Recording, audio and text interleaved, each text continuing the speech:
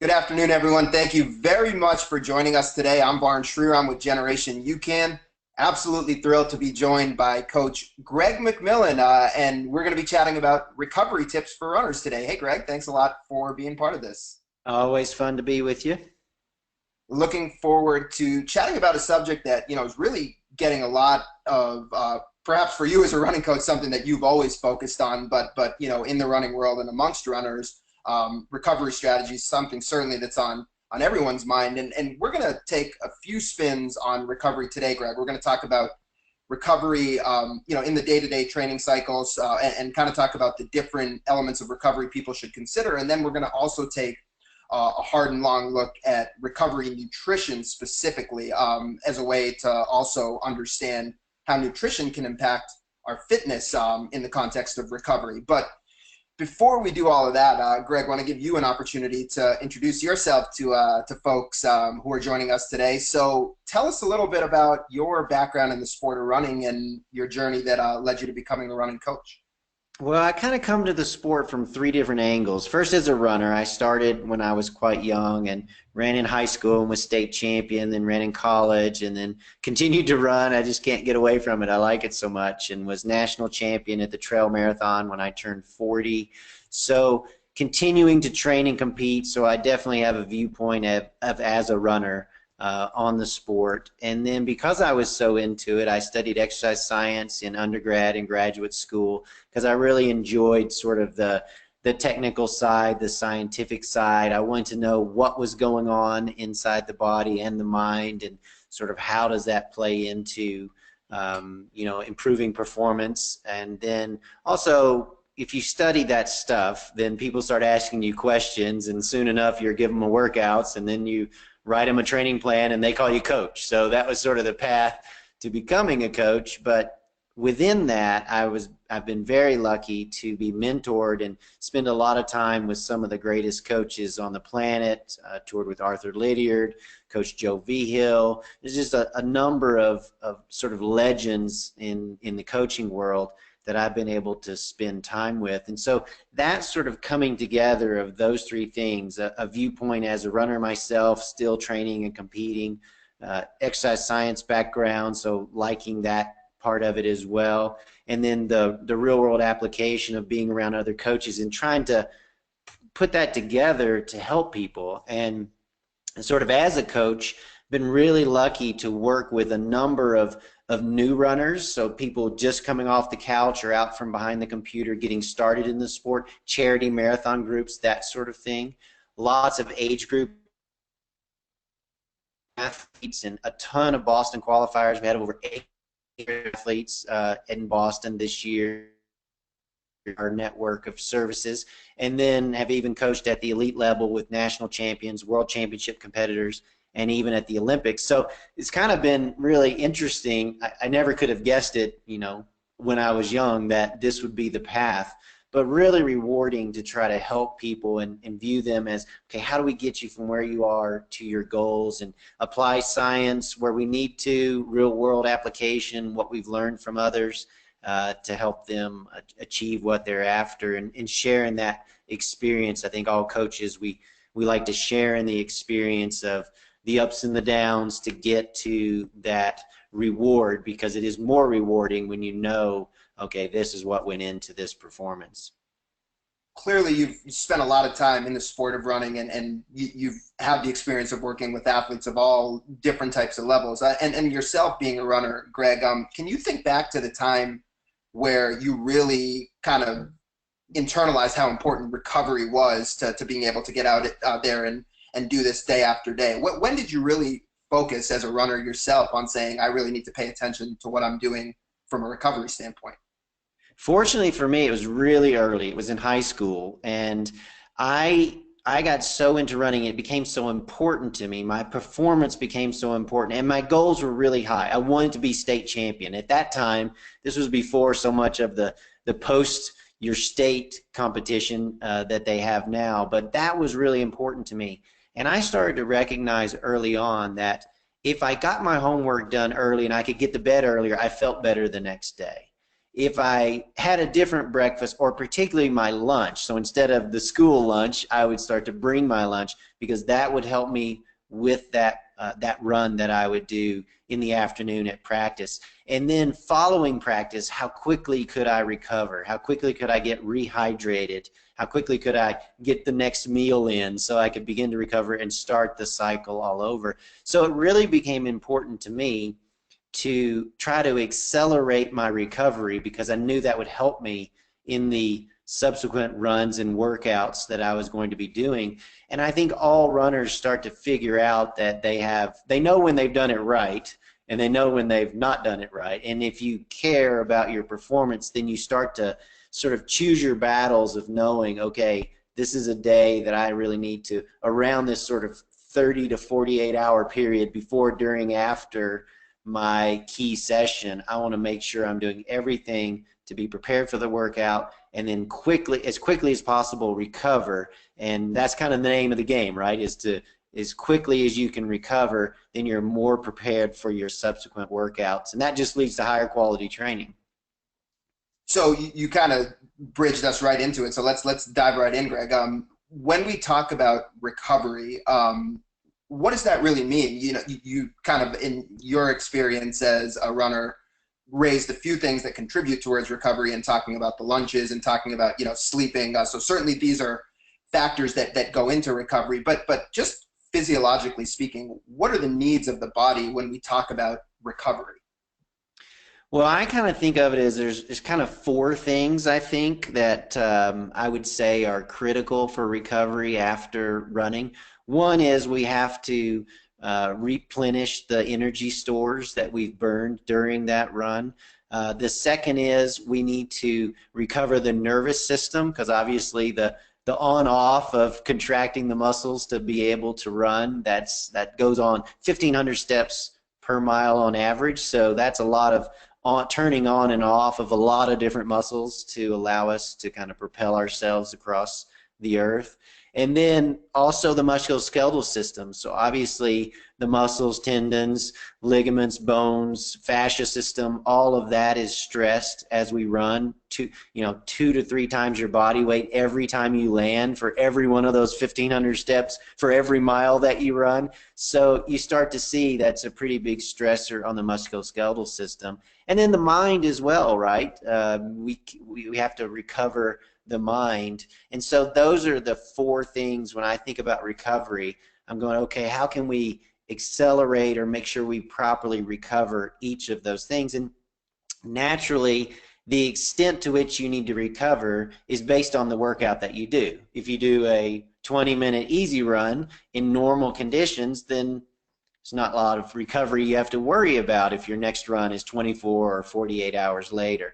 But if you're like me, I did a track workout this morning, so that was a big session, and that was in the heat. So that added a whole different level of stress to those sort of components. So when I visualize recovery, I'm thinking about those four things. How can we accelerate the recovery in those four kind of components or aspects of our body? Naturally, there's a whole bunch else going on in your body, but those are the things I feel like we can have great impact on.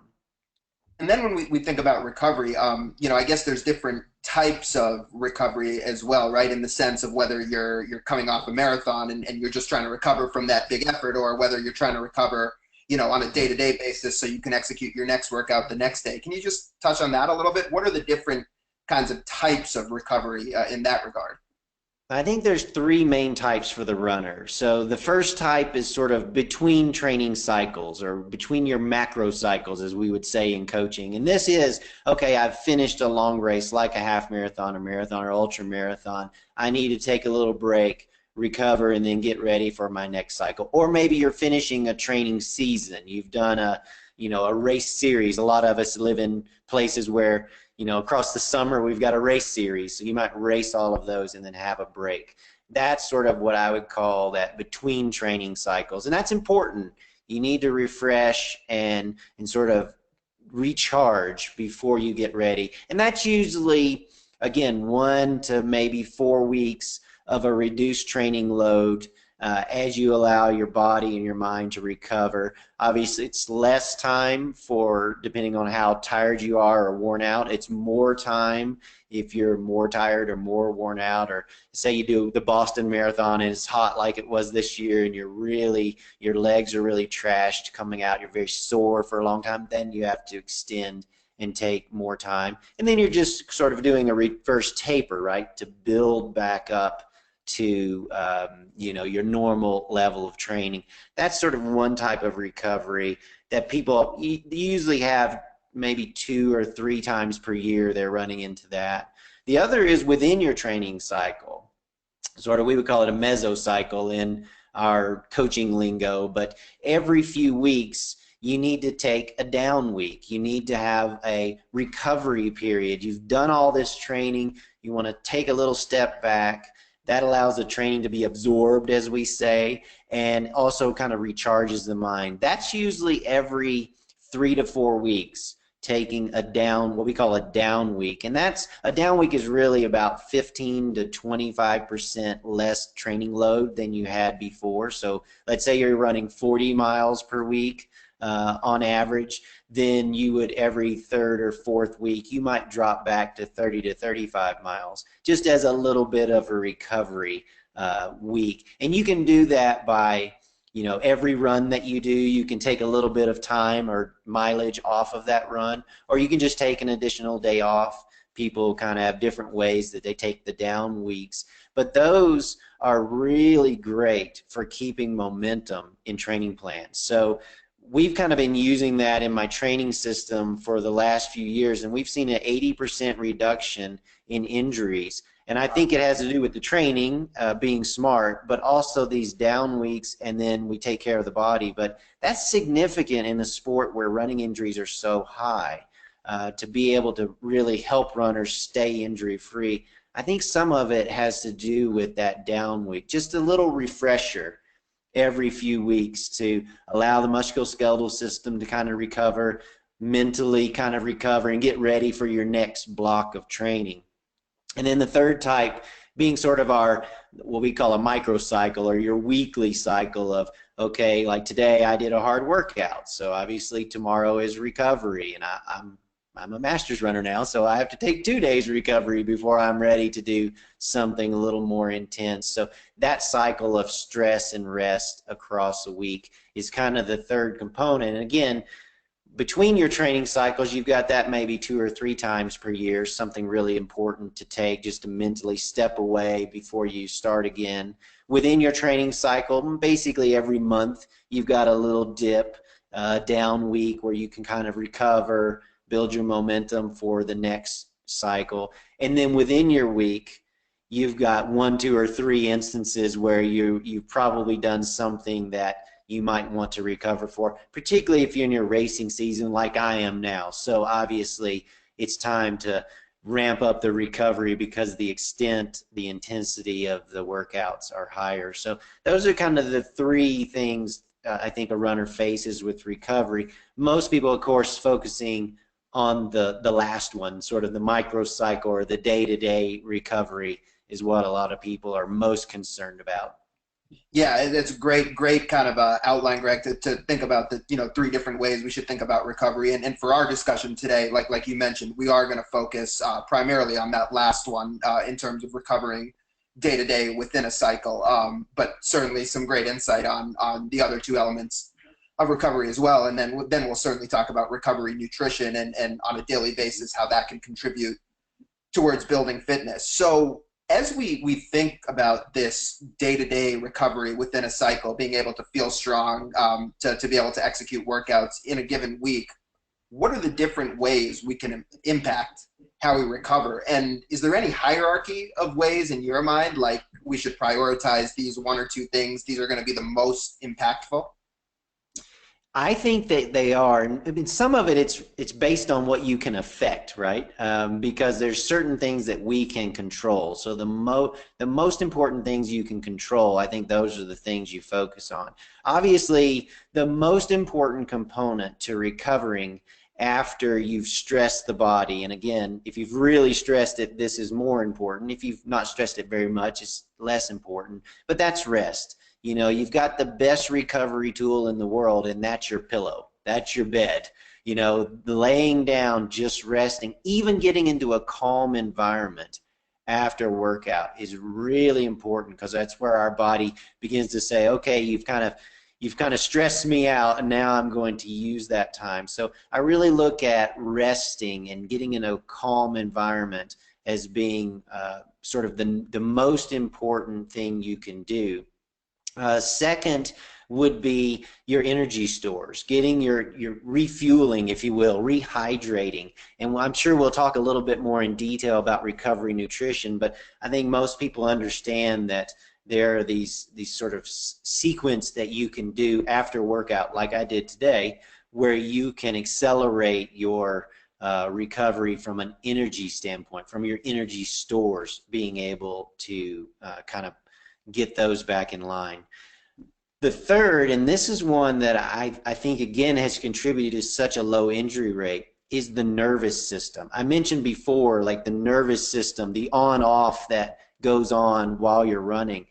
What we're finding, or at least I'm finding in my work with athletes, is that if we take some time to calm the nervous system down, and I think every runner knows this, when you get done with a workout, your legs are kind of, they're activated, they're toned, they're resistant to stretching. Certainly, that's why sometimes I bend down to untie my shoes and I think, did my legs get longer? Why can I not reach them? You know, so I think there's this sort of tension or tone because the nervous system is still activated. And you can use slow movements like active isolated flexibility. Use that after your runs, particularly these harder runs, and you'll notice the nervous system begins to calm down. And that's a real key to being prepared for your future work. So I really like active isolated flexibility, any of that mobility work that you see. You see the pros doing it all the time. Meb's a perfect example. There's a ton of exercise. He finishes his workout. He's got his rope out. He's doing these sort of just calming movements to mobilize the area. And I find that really helps the muscles recover. They relax a little bit. And then the next is the mind. And again, getting into that calm environment to where you can relax your mind, because, you know, and we all know this, I did it today. I couldn't do math toward the end of the workout. I was working out with a partner and I miscounted because I was just so tired, you know. So it just shows that your brain needs a little recovery as well. And that's where your pillow and your bed come in. And then also, I think being happy, laughing, smiling, watching a funny show. Laughter's the best medicine. It can really change how quickly you can recover. And then all of that, of course, leads into recovering the musculoskeletal system. We talked about the nervous system calming down, allowing the muscles to relax, the mobility work, taking it through a range of motion so that it begins to say, okay, I can relax. I no longer have to be sort of excited, and then refilling the stores of energy that you've burned and rehydrating over the next. So that's kind of the way I think about it, is let's recover the energy stores, get rehydrated, let's calm the nervous system down, let's, you know, relax the mind as well, let's smile a little bit, let's sort of start to recover that way, and let the musculoskeletal system calm down. And if that happens, you're really well prepared for the next sessions. And a lot of that we control, right? We can certainly control what we eat and drink after workouts. We often can control what exercises or movements we can do, and it doesn't take very much, right? You can take 4 or 5 minutes and do a few things and help that way. Hopefully we can, you know, have calm environment to go into. I know sometimes you've got to go back to work or a meeting or life stuff. But if you can do that right, I think that you can accelerate your recovery. And that's easy things, right? That's just food and drink. That's, you know, doing some mobility work. That's resting. That's laying down. That's sleeping. And that's, you know, smiling and laughing and watching a funny show. And that seems to really sort of accelerate recovery of the sort of energy system, nervous system, the mental system, the musculoskeletal system. And if you do that right and kind of get a routine together, then you can start to see how, okay, I've had a good workout, I recover really quickly and well, and then I'll have a higher quality session the next time. You start stacking that across, say, 12 weeks, and you've got, you know, 20 workouts that are really important across those 12 weeks. You're going to have a better training cycle, and that will build your confidence and give you the fitness to go in and race well. And I think that's why we start to have these sort of breakthrough performances with our athletes, because they're starting to have better quality workouts more frequently. And that's a kind of a secret to success, I guess. It's so fascinating. You know, you talk to high level elite athletes. You alluded to Meb, and you ask them, you know, what the keys are to their training, and it's amazing how many of them talk about that ability of being able to recover so they can put in the work, the hard work every day. You know, so it's something that clearly, you know, elite athletes have obviously internalized. Question for you, you know, some of the strategies you outlined, like you mentioned, they're not totally like groundbreaking, reinventing the wheel type of things here, right? There's some pretty basic things, but there's things that have to be, you know, planned and thought about and prioritized. When you have new runners coming to you, like, do you find that most people are thinking about a recovery routine, or is it something that you really have to get them in tune to in terms of saying this is really, really going to impact your training in a positive way if you have this routine put together? A lot of new runners, and even some of us experienced runners, we compartmentalize everything. So we just see the running and then we're done. And then we see work and we see family, and we don't make it the bubble that it needs to be. I used to coach an Olympic development team here in Flagstaff, and the requirement was when you came to the workout, you had to have your backpack ready with all your stuff. You had to have your post workout fuel. You had to have your rehydration. You had to have your stretching rope and your mat. You had to have all that. Obviously, they're trying to go to the Olympics, so they really need to make sure that they have their sort of kit together. And so with a lot of runners, I'm just trying to get them to take the run compartment that they put in and just spread it out a little bit. Just add a few things besides putting on the shoes, turning on the watch, and going to run. But just, can we spread it a little bit more? Can we encompass a few more things? We've got a new pre-run routine called 3-Hab that we're doing before runs, and it's making a huge difference in how ready people are for their run. So they're better prepared for the run, and then after they recover quicker. You start to see how these little things, I mean, we're talking, let's say 5 minutes before and after, make a big difference over time. And again, it doesn't mean you have to do it after every run, but as long as you've got a routine, particularly for your extensive or intensive workouts, your long runs, key workouts, something where you're very tired, can accelerate that recovery. And again, it just becomes a routine so that you know, okay, after my workout, I'm going to do boom, boom, boom, and you've planned it out. Then you've really taken care of your body in a concise, a really compact amount of time, and then you can get on with the rest of your life. You don't have to worry about it. You don't have to be as tired later. You don't have to be as grumpy later. That's one of the things I think a lot of us that live with other people, like my family, have to be concerned about, is like, okay, I need to recover so I'm not a grouch this evening. No question about it.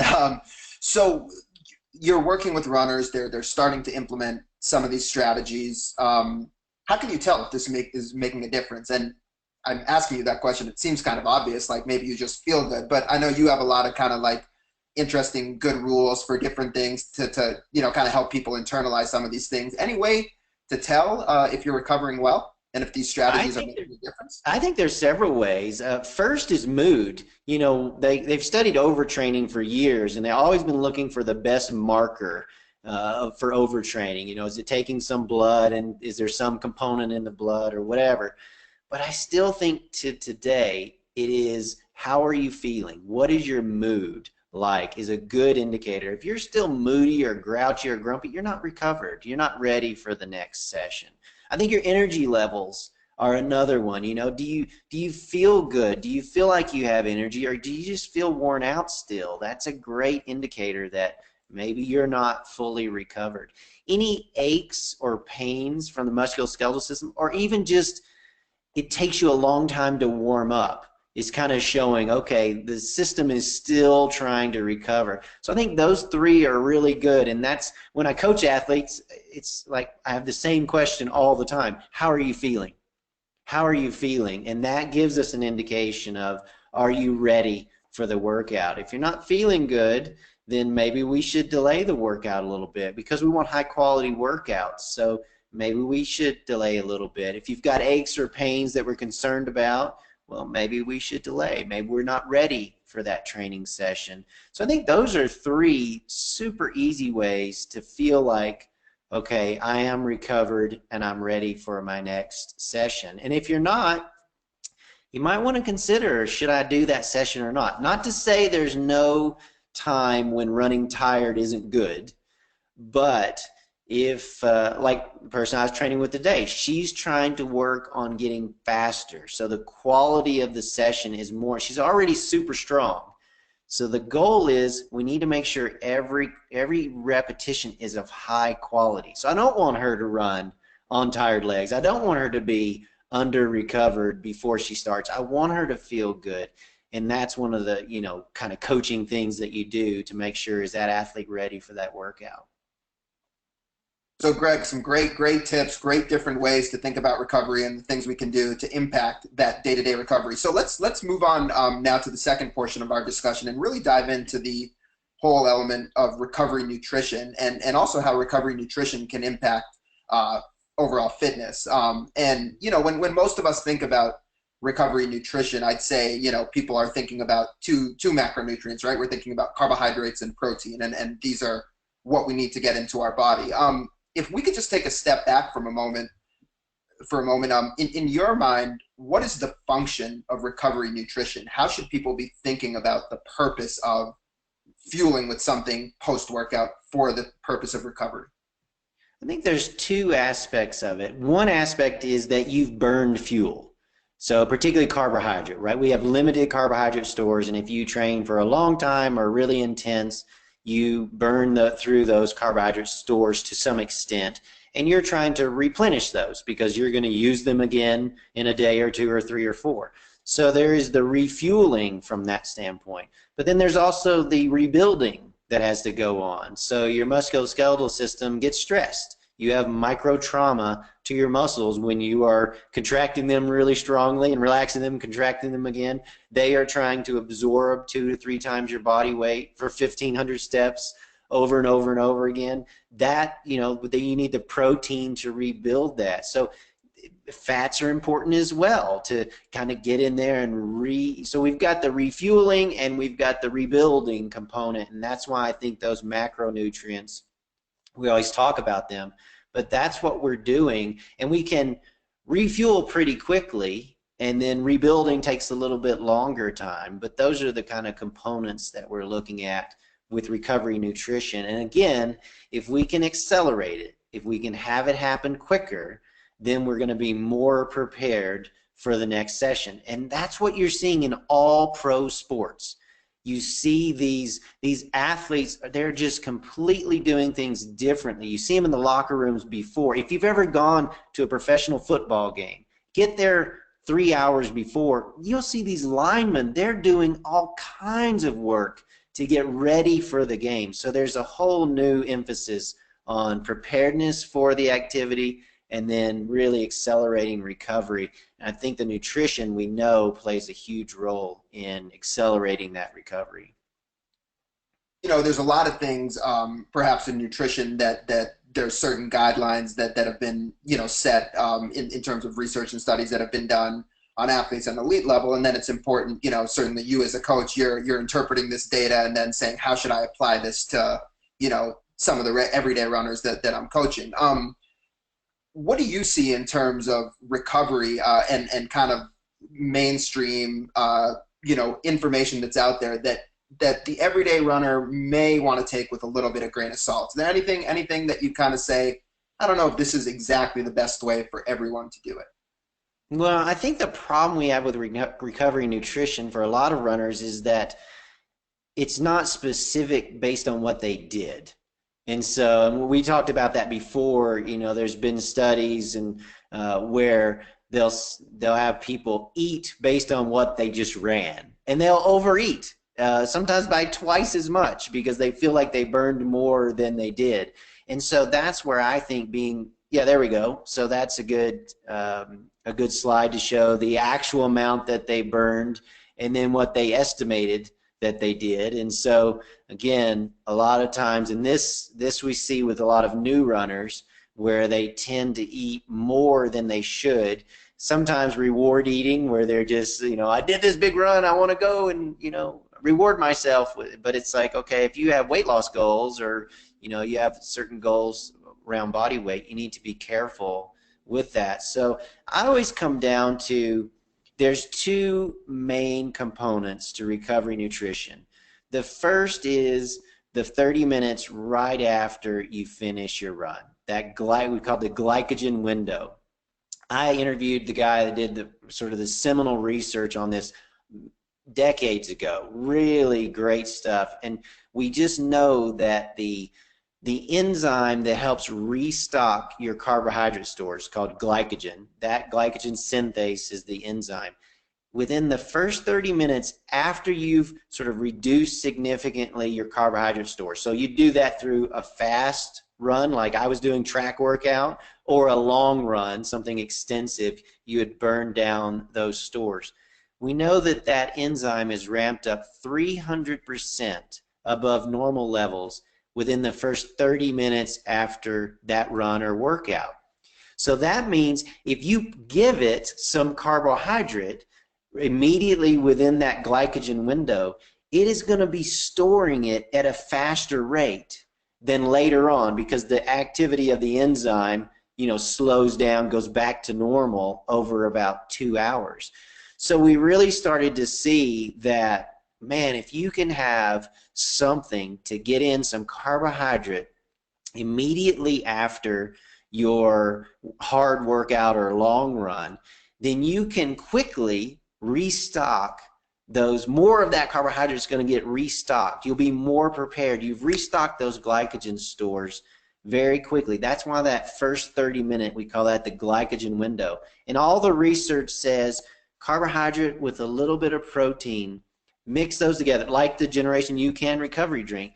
Put those in your body and that will be ramped up to store that carbohydrate. That carbohydrate is going to get in your blood and it's going to be pulled out because that enzyme is saying, hey, we're low, the tank is low, let's restore it.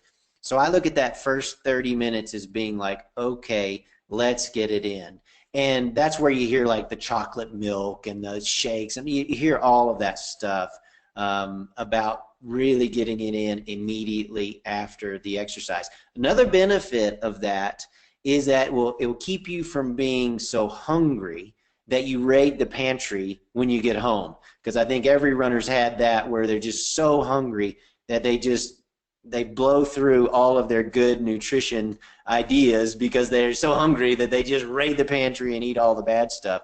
So I think that's a really good window, trying to think about, okay, if I'm going to do something long or intense, I want a carbohydrate and protein drink, particularly a drink is best. Get it in my system, it'll restock the glycogen stores. And then your next meal, which should be within 2 hours of that activity. Again, taking advantage of that ramp up of that enzyme that wants to store. I feel like that next meal is critical that it happens.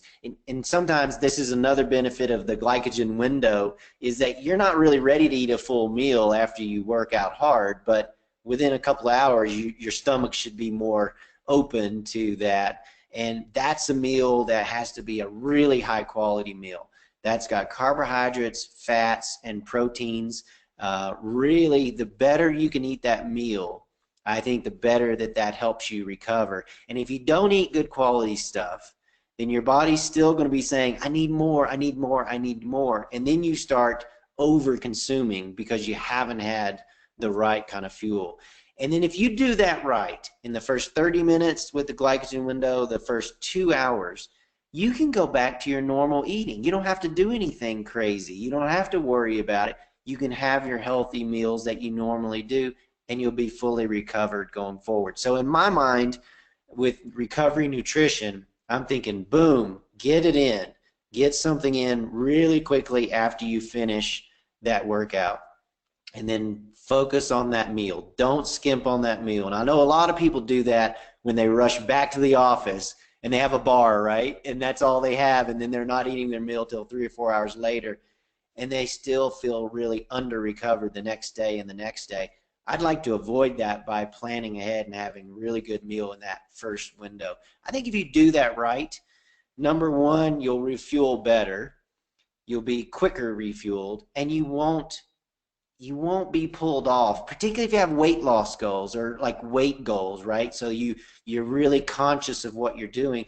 Get it in that time, and then you can go to your regular meals. You don't have to worry about, overeating or feeling, just raiding the pantry because you're so hungry. I think that's a really good way to approach recovery nutrition.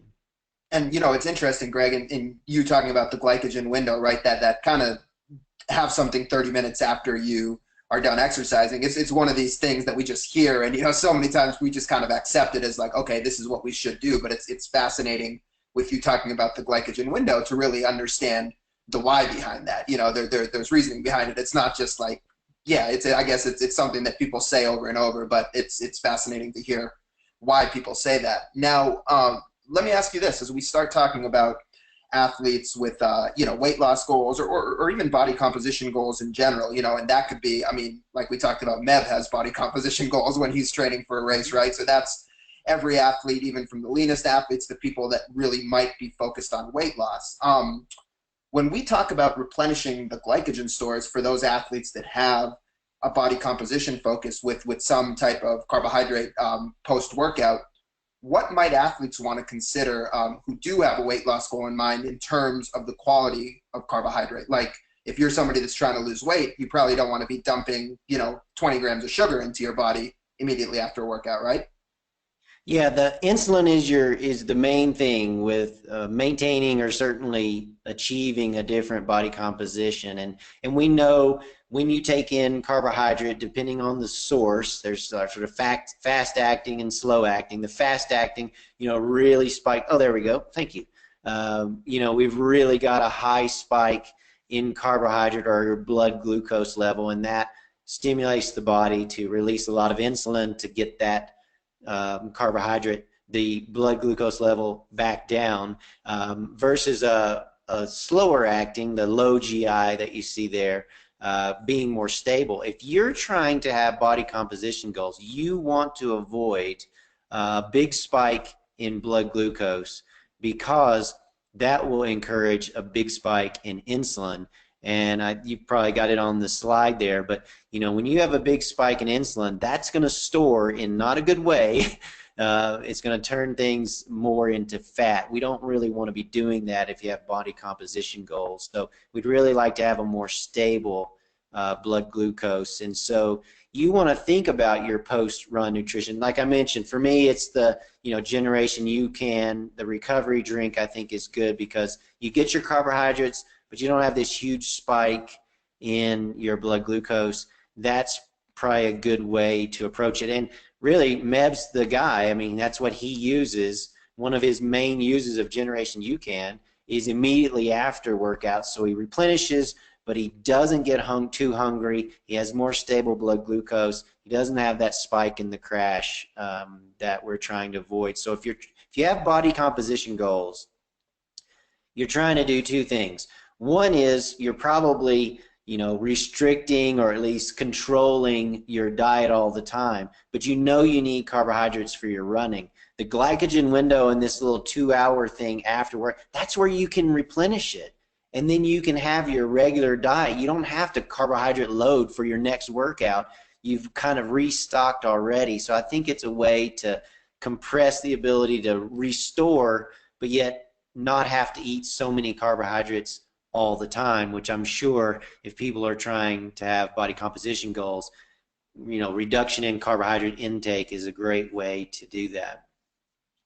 Awesome, Greg. Is really a good kind of clear differentiation of the different types of carbohydrates and the impact on blood sugar and insulin. And so I just want to take a moment for folks in the audience who might not know a whole bunch about UCAN. You heard Greg allude to it.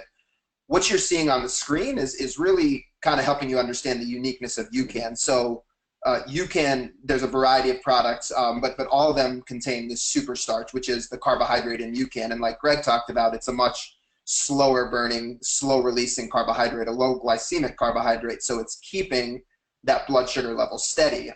So the UCAN with protein, this guy right here, this has this carbohydrate, the superstarch in it to regulate your blood sugar and keep your energy really steady.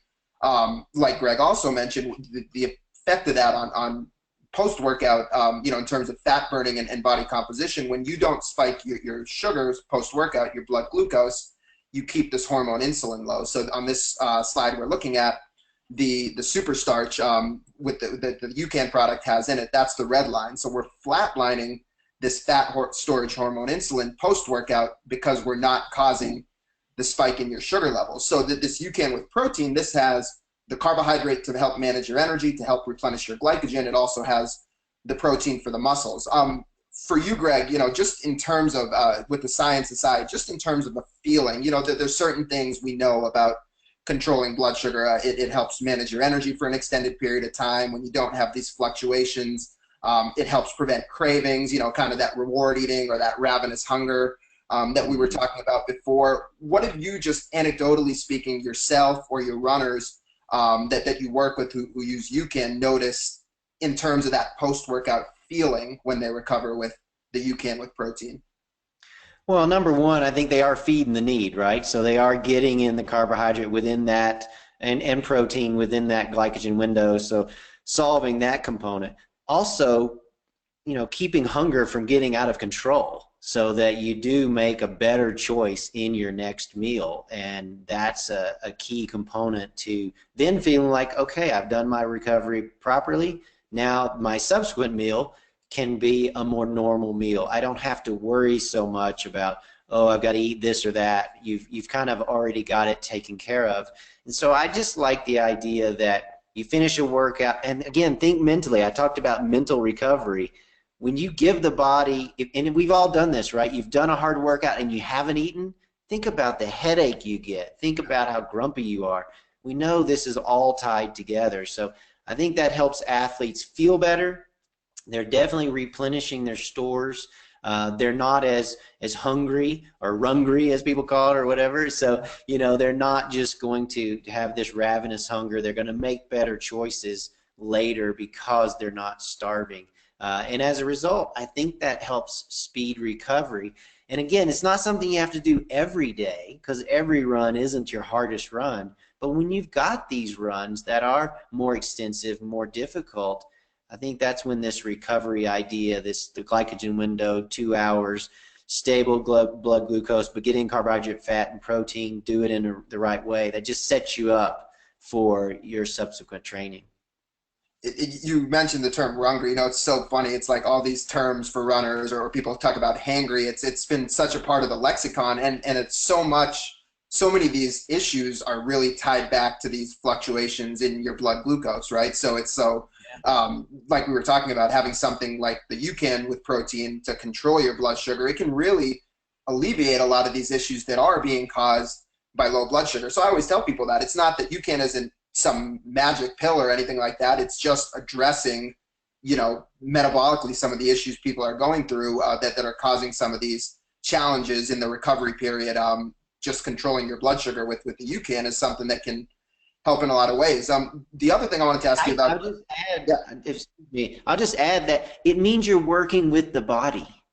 It's like we said, the body, if you deplete the glycogen stores, it ramps up the enzyme to replenish. How smart is that? That's a perfect system. So you're working with the body. All of this is working with the body, and the body likes stable blood glucose. We know that. And so it's just working with the body, and that's what I think is so nice about what we know now about the science behind the nutrition is, well, we're just taking advantage of what the body tells us to do. You give it the stuff, it feels better.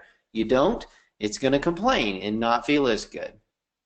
That's a great point, because especially in that post-workout window, and it was interesting, we just had a webinar series last week for National Women's Health Week, and we had a metabolic researcher, Dr. Kathy Eckel from Yale, and she was talking about how for women especially, that post-workout time is an unbelievable time to continue burning fat, right? You've upregulated all these fatty acids, and they're all circulating in your bloodstream. But for women especially, when they take in a large influx of simple carbohydrate post-workout, they're immediately switching off that ability to continue burning fat. So I think it just speaks to your point, Greg. If we can support what the metabolism is already trying to do with our post-workout nutrition, then yeah, I mean, you said it better than I can say it. You're just working with the body. I just wanted to mention one more thing. You know, we talk about MEV, and you know, certainly there's a lot of things that perhaps people might look at MEV and say, I don't know if I can really relate to this. But what's interesting is that, as Greg's talking about, you know, people perhaps having to rush straight to work after a morning workout and not having time to sit down for a recovery meal. MEV is the same in some instances, in the sense that after his tough workouts, he immediately has to go through his, you know, his stretching routine and his massage, and then he's got another, like you said before, an hour and a half of things he has to do before he can sit down and eat a meal. So even for somebody like MEV, you know, the idea of controlling his blood sugar with UCAN post-workout, he's using it for the same reason that, you know, an everyday person might want to use it for, to recover, to maintain his energy, to control his hunger, so he can get through the rest of the stuff he has to do. So yeah, I'm glad you kind of pointed that out, because I think it's kind of an interesting connection where you might look at MEV and say, is he really like me? I don't know. But at the same time, some of the things you're doing, we can very much apply it to ourselves. Well, I think he's really interesting because, you know, he's this little skinny guy, but he is very focused on his body weight before, you know, a big race. And so he's using it in the same way that any of us who was focused on body composition would use it. And that is to get the energy back in, but keep it stable so that you make good choices later and you're not so hungry. Absolutely, no doubt. And Greg, one more thing I wanted to just ask you on the nutrition side of things, then we'll take a few questions from the audience before we wrap up. You've also successfully utilized UCAN as a meal replacement. You know, made it a smoothie, blended it with some other stuff. So, and I know that you know, you were doing that as part of your recovery routine, also at a time where I believe, if I remember correctly, you were attempting to get a little bit leaner, because I think you were doing some of the more faster stuff. Can you kind of just speak about that, how you utilize it in that sense, and what results you found? Well, I use it like today. It's my breakfast. My run was in the morning. My workout was in the morning. But I think for workouts and for every short race that I do, for sure, you know, it becomes the breakfast, because it keeps the blood sugar stable, so I'm not hungry and I've got the energy, but my stomach isn't full. And I think a lot of us, particularly when we go to do harder workouts, you know, it's tough to work out. There you go. And so I just make it as a shake and have it an hour and a half to 2 hours before my workout. And I feel like then I've got an empty stomach, so I'm not having to worry about GI distress, but I have good energy. And it just simplifies my workout morning and my short race morning. So 5K or 10K. You know, if I'm going to race in the morning, then I would just have that, again, an hour and a half, 2 hours before I'm going to start running. I think it's a really wonderful way to solve that issue, because I think a lot of runners are trying to figure out, what can I eat before I go run? I don't want a big meal on my stomach, but I also don't want to be hungry. So where's the middle? I think this is a middle. So that drink is 2 scoops of the chocolate recovery drink and a banana mixed together. And I find that, at least for me, and I like the banana and chocolate together, so that's why I put the banana in there, but I feel like that is the perfect pre-workout and pre-race. I've used it now for years as that kind of pre-workout and pre-race. And then I've also used that same mix as a meal replacement. So if I am trying to keep my calories down, then for lunch, for example, I've already recovered from the morning run, then I can use the shake as a meal replacement. It satiates me so that I'm not hungry, and I can bide my time until I get to the you know, my dinner. And so I think a lot of people have used it successfully. Again, it just keeps the blood sugar stable, so you're not hungry, because you get hungry when your blood sugar goes down. So it's a great way for people to utilize. So I think there's a lot of uses for it. I mean, like I said, I use it today before my workout. I will use it next weekend before my 10K race. I use it before the marathon, and I use it during the marathon, and then I use it after for recovery, and I use it as a meal replacement. So there's a lot of uses for, I think, the product, and I've certainly had great success, and I know a lot of people have. And we were having this conversation on the phone, Greg, earlier today before this. But when you've been talking about UCAN, you're really talking about people feeding with UCAN, right? Thinking of it Yeah. as food, not a sports drink. And just kind of you speaking about all the different ways you've used it in, I think it speaks to that point where this is it's a carbohydrate that's designed to stabilize your blood sugar. So whether that's something you want for performance, for in the recovery period, everyday use, just to maintain your blood sugar so you don't have cravings. There's a whole bunch of different applications, and it's great to get your insight on all the ways you've been using it. So let's, with the few minutes we got left, Greg, let's take a few questions from the audience. A lot of people have been really interested by a lot of what you have to say, so we have a few different questions.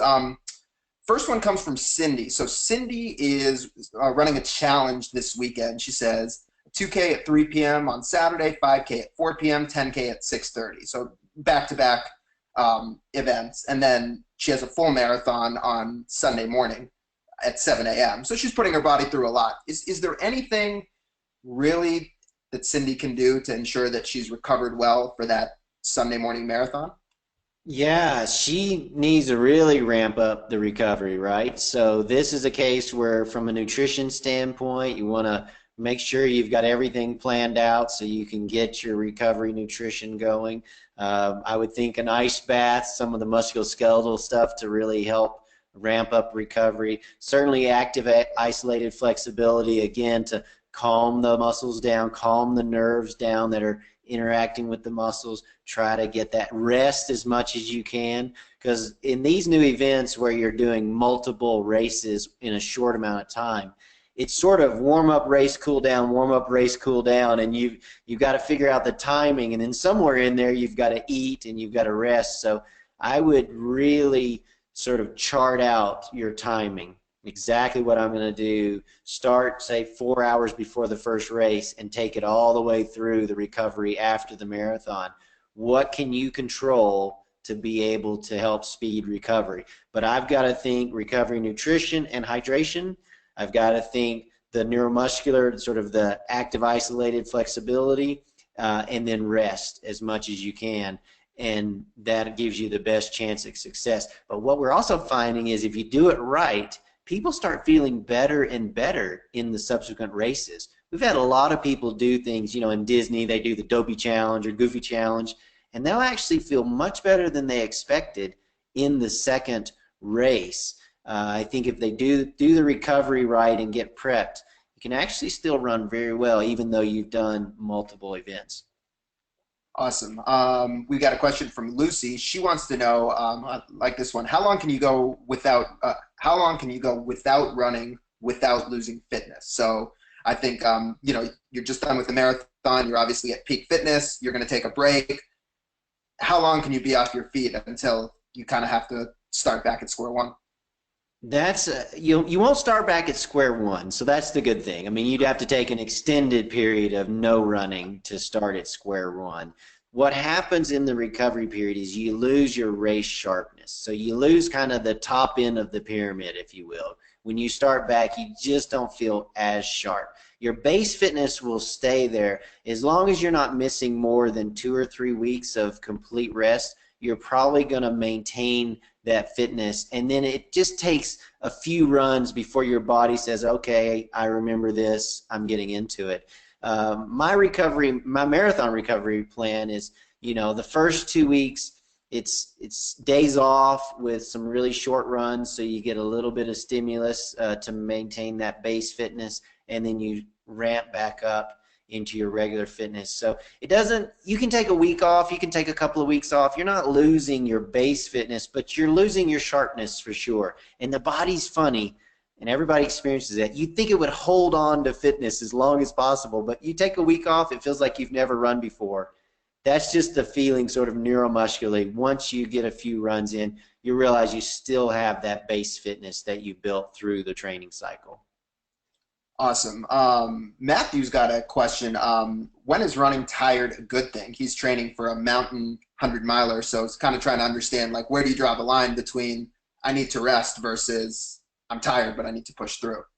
I think it does depend on your goals and what you're doing. So when people are getting ready for a marathon, so a big part of the marathon is that you're going to be tired at the end. So you need to be used to running on tired legs. And you hear about that with workouts, right? It's like, I want you a little tired for this workout. Certainly in an ultra, that's the case as well. So you have to balance the quality of the training, so how fast you're going to run, with, oh, this is the purpose of this workout is I want to be running on tired legs. So you almost have to come down to what's the purpose. So with the athlete I was working with today, our purpose for that run was not to run on tired legs. She's running a marathon, but we're trying to get her fast, right? So we wanted her to be fresher for that. Other athletes, if they have a problem late in the race and I need to increase their durability of their legs, or maybe mentally get them stronger, used to running when they're tired, that might be a case where I'd say, I want you a little bit tired for this workout or long run. Ultras, a lot of times you're doing back-to-back long runs on the weekend, right? So you do Saturday, you'll do a long run and then follow it on Sunday with a long run for that specific purpose of you're running on tired legs. How does that feel? How does your nutrition need to be when you are feeling tired? So maybe you have to think about what's the purpose of this workout. Is this workout to be of high quality and to run, and pace is more important? Like, I really want to make sure I hit pace. Or is it fatigue? I just want to fatigue myself. I want to get tired. I want to bonk on this run. That's my purpose, is to do that. Then you might make a decision whether you ran on tired legs or not. So again, like I kind of mentioned when we were talking, it doesn't mean there's never a great time to run on tired legs. There certainly is, but it depends on the purpose of your workout. Couple more, Greg, and then we'll wrap it up. So I got one more, and then there's several questions related to UCAN that we can kind of all talk about, in the same context and answer them at once. So in terms of the prehab routine that you alluded to briefly, Brooke wanted to know what's the prehab routine that you do before your runs that you had talked about, and if it's easier to point to a reference on your site, feel free to do that too. But yeah, what is that prehab routine you're talking about? Yeah, we call it 3HAB. So, and you can go to the website, go to McMillanRunning.com, click on prehab, and then you'll see all of our programs. And 3HAB is the one, and it does three things. First is it mobilizes an area. Then it improves flexibility in the area, and then it activates the area. So we take it by body parts. So it'll be like your feet. These are three movements that you should do before your run to improve your feet, and then for your calves and hamstrings. So we work the whole body, but it's done in three little movements. So you start, and it only takes 3 minutes before each run.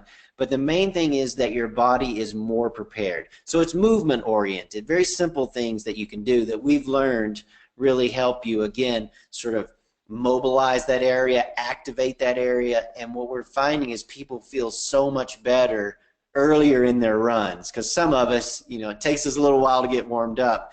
The 3HAB routine is helping us get that way. And we go up the body, down the body, up the body, down the body. So we do it every week. There's a new routine that you learn about that body. And so it's a full year program that you get. It's only $1 a week, but you get this full year of great prehab or 3HAB exercises pre-run that you can do. And then you learn sort of what you need to do more of, what you need to do less of, and you kind of can customize the program. So go on the website. There's a video showing kind of what it's all about. It's called 3HAB because there's three movements before your run.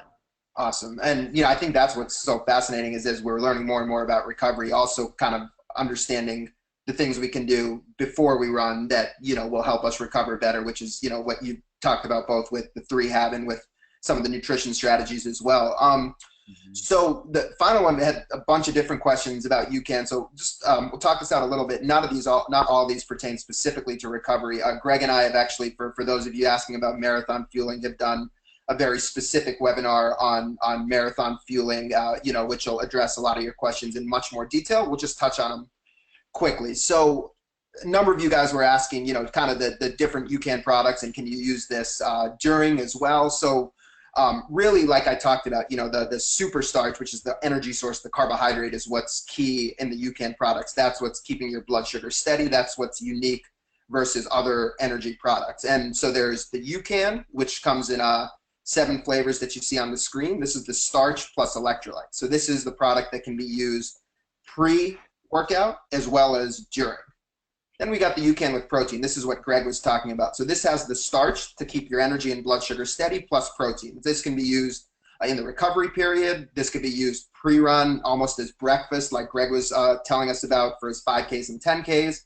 A couple of you guys who are ultra runners have asked if this product can be used during.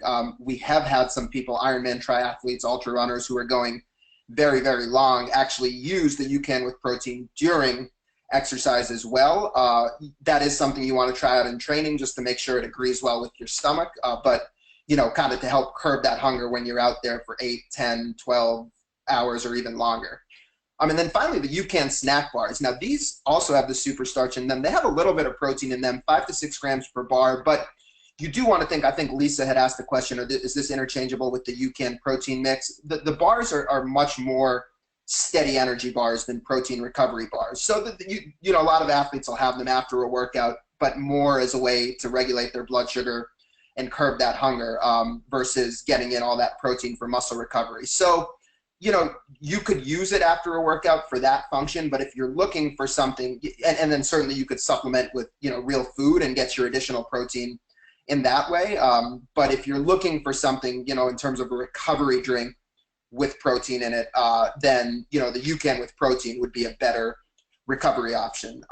Then we had one gentleman, I think, asked just in terms of the components of UCAN, the vitamins, the nutrients. UCAN is an energy product, so there's no vitamins and minerals in UCAN. The function of UCAN is for energy, and if you're using it as a meal replacement, like Greg talked about, that's where you want to blend, you know, other healthy ingredients, fruits, healthy fats, vegetables, things like that into your shake, so you can get the vitamins and minerals. But you know, on its own, UCAN. The powders are carbohydrates plus electrolytes. The powders with protein are carbohydrates, electrolytes plus protein. And the bars are carbohydrates, electrolytes, protein, and some fat as well. But really, again, what's unique about UCAN is the super starch, the carbohydrate, the energy source in the product. That is what makes it so different than your gels or your sugar-based fuels or energy bars.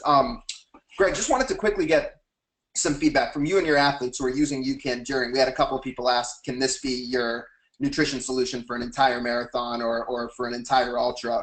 The answer is certainly yes for athletes who have found ways to make it work. What have you or the athletes you've worked with who have done UCAN exclusively for, say, a marathon, how have they used the product? Feeding once an hour is really simple. Is that most people find that if they just do a feeding once an hour, they have plenty of energy. You have to experiment, obviously, but most people make it pretty simple. 1 hour before they start the marathon, they take a feeding. At the start, you know, they take another shortly after they start, and then 1 hour. Each hour that they're going to be doing, they just take another feeding. You can have it in, carry your bottle and have it mixed up as a drink and take it that way, or you can make it as a paste. I know you guys have a lot of videos on your website about how you can do that.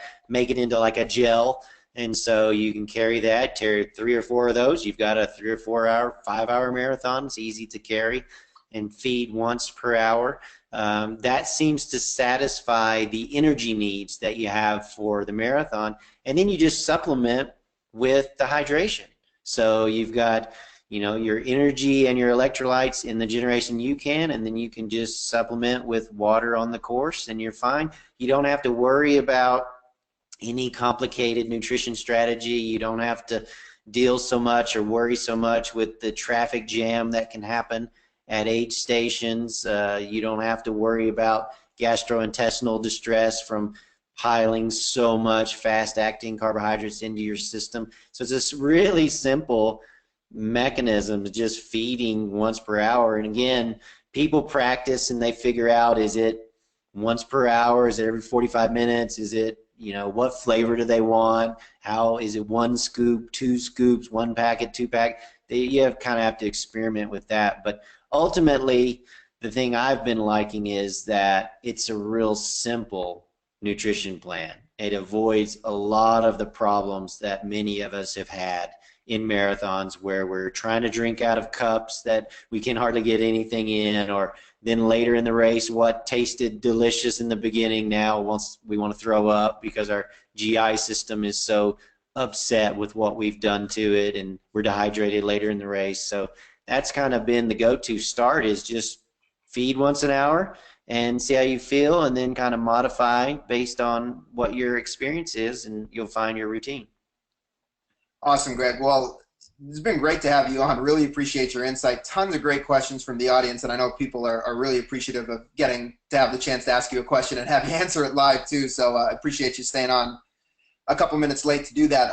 Before we close out, Greg, I know there's a lot of exciting things going on right now at McMillan Running, and a lot of new opportunities for people to get your insight for folks that have liked listening to you here today. So what are the best ways for people to connect with McMillan Running, for people to get your training advice? What's the best way for people to connect with you?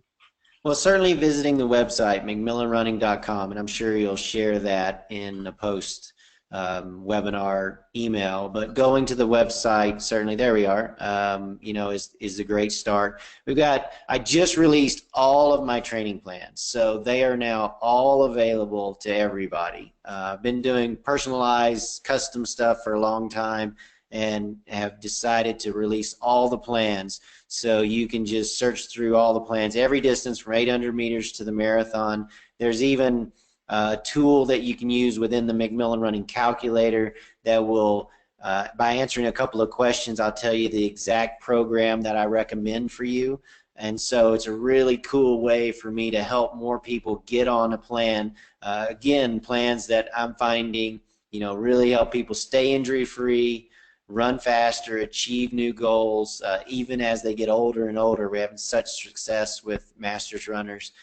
Because it's keeping them injury-free, fits within their lifestyle. So you can go and check out all the plans, or use the plan picker, and it'll recommend for you the exact plan. And those include some of the prehab stuff as well. So I'll give you opportunities to learn some of the stuff that I do with athletes to improve their running form, build their core, some more mobility type stuff. So it's really releasing essentially the comprehensive program that I've been using with my personal coaching athletes and these Olympic level athletes and my new runners, helping them get to the finish line, now is available on the website. So I'm pretty excited to help more runners essentially. That's awesome. Yeah, I really encourage folks to check it out. We will be including all this info and links for you to access Greg's training plans in the follow-up email, but just a wealth of knowledge, and the website's an amazing resource, mcmillanrunning.com. There's tons of great information and great videos too. So encourage everyone to check that out. Greg, this was fun. I gotta do this with you again soon. Really enjoyed it, and thanks for the time. I just seeing the comments in the audience, I know people are really appreciative of your insight and you being able to help them. So just want to thank everybody so much for joining us today, and all the overwhelming interest we got in this session. You all will be receiving a complete recording of this in about an hour or two, and just be on the lookout for a special offer from McMillan Running and from Generation UCAN in that email. So that'll give you something to look forward to later tonight. But with that, thanks a lot, Greg. Any words of wisdom for us to close with? Thanks a lot. I think if we can get the recovery right and get the training right, sets us up for a chance at achieving goals. And most of us have some big goals, so it's fun to try to put it all together and make it happen. Well, that's great. Well, he's Greg McMillan. Give him a follow on social media at Greg McMillan. I'm Varun Sriram. You can follow us at Gen UCAN. Thanks so much to everyone for joining us. We've got more exciting content coming up in the next few weeks, so stay tuned on social media. And thanks again, Greg. Thank you. Thank you.